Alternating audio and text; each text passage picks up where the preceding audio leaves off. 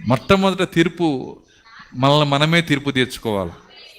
రెండవది, భూమి మీద ఉండగా రెండవ వ్యక్తికి నువ్వు తీర్పు తీర్చకూడదు. ఈ రెండు చట్టాలకి నువ్వు లోబడి ఉండాలి. ఒకటి, అనుక్షణం నువ్వు తీర్పు తీర్చుకోవాలి. భూమి మీద ఉండగా రెండో వ్యక్తికి నీవు తీర్పు తీర్చకూడదు. ఎదుటి వ్యక్తికి తీర్పు తీర్చడం అంటే మనకి అది దురదతో సమానం.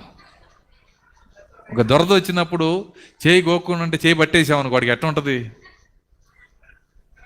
వాడికి తపన, అది వదిలిపెడితే తొందరగా గోక్కోవాలా. అది ఆ దురదతో సమానం. అర్థమవుతుందా?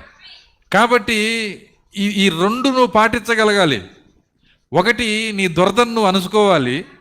రెండు, నీ స్వార్థాన్ని నువ్వు చంపుకోవాలి.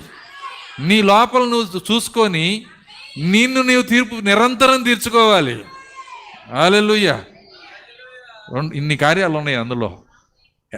వారికి ఎత్తబడి వెళ్తానంటే కుదరదు. నువ్వు ఎత్తబడి వెళ్ళాలంటే ఈ రెండు పనులు ఎప్పుడు చేయాలి? నువ్వు పొరపాటును ఎవరికైనా తీర్పు తీర్చావా, నీకు తీర్పు రెడీగా ఉంటుందంట. ఇంకా నిన్నెందుకు దాటిస్తాడు శరీరంలో నుంచి? ఎంతమందికి అర్థమవుతుంది? మీరు తీర్పు తీర్చబడకుండానట్లు,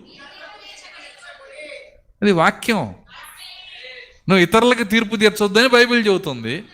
కానీ మనకి సాధ్యమా? సన్నగుంటే సన్నగున్నామంటాం, లావుగుంటే లావుగున్నామంటాం, నల్లగుంటే ఏదో తీర్పు తీర్చకుండా ఉంటామా? అర్థమవుతుందా? ఏదో ఒకటి అనకుండా ఉండం, వాళ్ళని బాధ పెట్టకుండా ఉన్నాం. కానీ నువ్వు చేయాల్సిన పని ఏంటంటే, వధువు దీన్ని జయిస్తుంది. దేవుని స్తోత్రం. హల్లెలూయా.